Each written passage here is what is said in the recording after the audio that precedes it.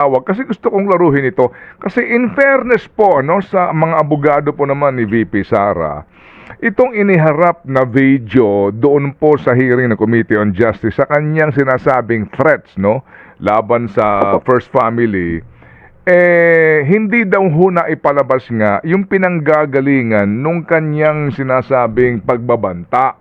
Kasi kung pupuntahan natin itong transcript nito ano ho, yung kanyang pagmumura, ang sabi niya rito, ang sabi niya 'di ba, yung pagmumura niya and then wag kang mag-alala ma'am sa security ko.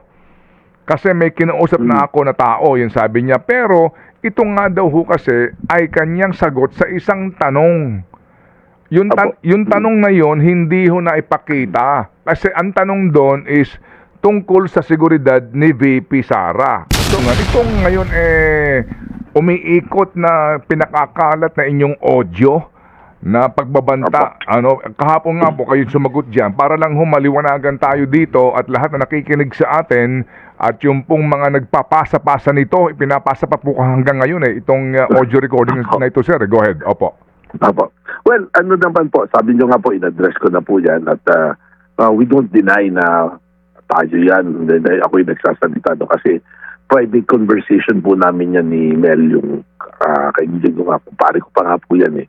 So, there's no point na i-deny. Pero ang masasabi ko lang, ay yun po ay December 2020 pa nangyari na yung kung maririnig naman po, pakikinggan maigi yung pag-uusap. At kung napakinggan po yung buong recording yan, yung buong record, kasi mga 30 minutes po kami nag-uusap yan eh.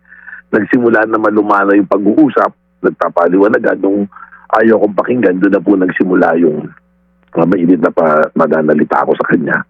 At yan naman po, nakapagpatawaran na kami. Hindi siya magreklamo sa akin, legally, at hindi ko na rin siya ireklamo dahil admittedly naman po niya, nirecord niya at naipasa niya sa isang kaibigan niya na ito naman nakarating dun sa isang Facebook page na local din na politically opposed dun po sa aking may bahay. Ano po. So, nangyari po yun. At nakalipas naman, nakakagulat lang na after 6 years, 5 years, at lumabas ulit, kinagamit, siguro, inire-relate dun sa pagbabanta ni Vice President Sara sa Pangulo, ginagawa pong parang basihan nila, asintahan. Kaya palagi ko, hindi naman po dapat ganon. Ganon po yung pangyayari dyan. Ayun, so kumbaga kasi yung anti-wiretapping law, no? Ito tama po, data privacy po. Dahil private conversation po yun eh. Still ho naman ito, kumbaga pinagbabawal yan. And then ito yung data privacy ngayon na nasasakop na siya. Pero ngayon kinukunik nga dito sa pagbabanta ni VP Sara. Direktor, may kasong isinampa itong si Sabay, no? I'm sorry. Si Sabio po. Si Sabio. Hindi pa po kaso, nag-file po siya ng reklamo, ng complaint po dito sa NBI sa Cybercrime Division namin for violation of data privacy saka sa violation ng anti-wiretapping law. And mag-investigate po. Hanapin po yung mga gumamit po niyan. Opo, paano po natin, sorry po, medyo Attorney Melvin, medyo awkward, na? Opo. Paano natin ihiwalay ang inyong personality dito ho sa isyong ito sa pag-iimbestiga ng Bureau? Kasi kayo mismo ang kasama doon sa conversation, dati yung industrial kanyo, business partner itong si Sabio, para hindi humakulayan, NBI ho ba't mag-iimbestiga o baka it's proper na i-refer sa PNP halimbawa? Well, yun po yung isa sa in-advise ko kayo. Pero since nagpunta po siya rito, pwede naman po na gawin yun. At simple lang naman po yan, I will be transparent. Saka, case cut clear naman po yan eh. Meron bang ginawa na pagkakalat ng isang privado konversasyon? Yun lang naman po yan eh. At ikaw ba yung nagkalat? Yun lang naman po yung establish niyan.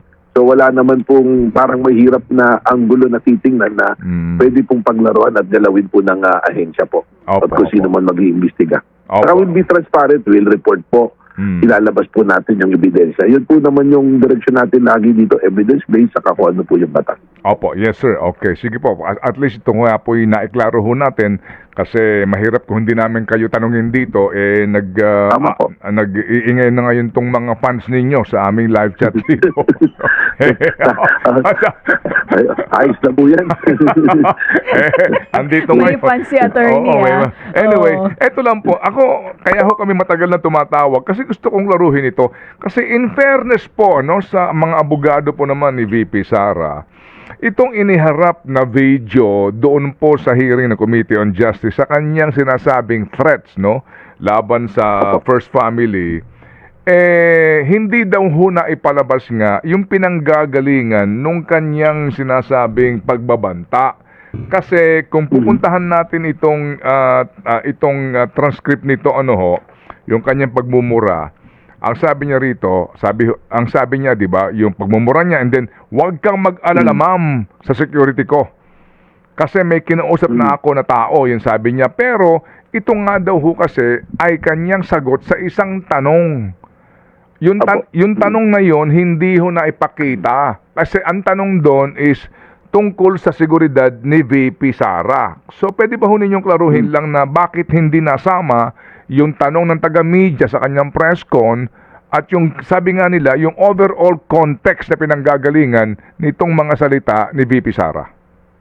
Well, totoo po yan. Nandun naman yung tanong. Kung pinakinggan po yung discussion doon kung hindi man lumabas doon sa video, doon sa discussion po ni Congressman Tino, na-discuss po yan, na-tackle po yan eh. Yung pong ipinalabas na video niya, hindi po splash yun, hindi po parang pinalitan. Yun po, ang pinalabas yan, what is significant doon sa testimony.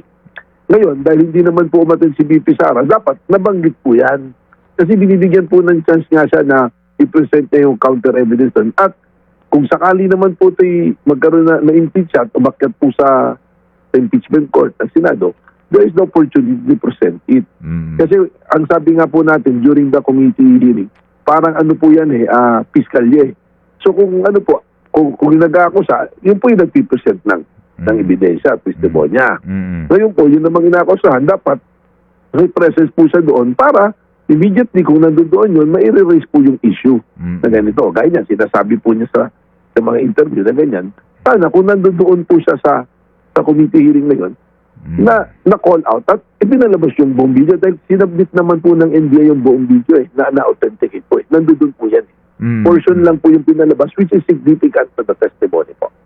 Okay, sige. So, kumbaga, you appreciate the fact na may pinanggalingan tanong ito kaninyo o hindi ito as in splice lang na para bagang walang pinanggalingan. Sinasabi niyo talagang may pinanggalingan pero Tama po. pero sa team ng NBI na nag-imbestiga dito, still ang rekomendasyon po charge ng inciting to sedition. Tama po yan. Maganda po yung ginamit yung punto. Kasi po, unang-una liliwanagin ko po doon sa mga fans ko na sinasabi nyo na nagagalit sa akin. Ano po? Ang akala nila ako po nag-file ng kaso. Akala po nila ako nag-imbestiga. Kung mapapansin niyo po during the testimony, ang sumasagot ng mga technical at mga investigasyon, yung mga ahente pong nandoon. Kasi nung dumating po ako rito, meron ng affidavit of investigation yan na pinirmahan po ng mga ahente. At yung pong affidavit of investigation, sinumpaan po yan, yan po yung ipinail po sa DOJ, nagkaso po ng grave threat at ng inciting to sedition. Wala pong ginawa si Director Matibay dyan na dinagdag, binawas, pinalitan. Kung ano po yung sinabi natin doon, nung ako'y dumating dito noong February 21, nandiyan na po sa record yan. At dyan po, yung buong records ng affidavit of investigation ay isinumiti po sa Committee on Justice. At yung pong sinasabi ni VP Sara na may pinanggalingan sagot, kasama po yan doon sa konsiderasyon nung nag-imbestiga po yung investigating ito po ng NBI nung panahon po ni Director Santiago po. Opo. Panahon ito ni Jimmy Santiago, ito hong investigation nga. Opo, we remember and actually we interviewed him also in this issue. Okay, klaro po yan. Sige, anyway, so sabi nga po ninyo, well, may chance po dito ang inaakusahan na humarap kapag ito ay pinresenta nga na isa sa mga articles of impeachment eventually sa impeachment court. Yung sinasabi Tama nyo po. na meron na po kayong mga impormasyon tungkol sa mga individual na umano ay kinuha ni VP Sara para talaga pagplanuhan ang pagpatay kay Presidente. Pwede ho ba kami makakuha lang ng impormasyon? Totoo ho yun, no? May mga miyembro ng may mga miyembro ng AFP, you were quoted as saying that. Well, ganito po yan.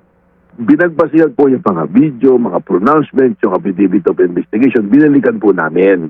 Nung binabalikan po namin, we started narrowing down.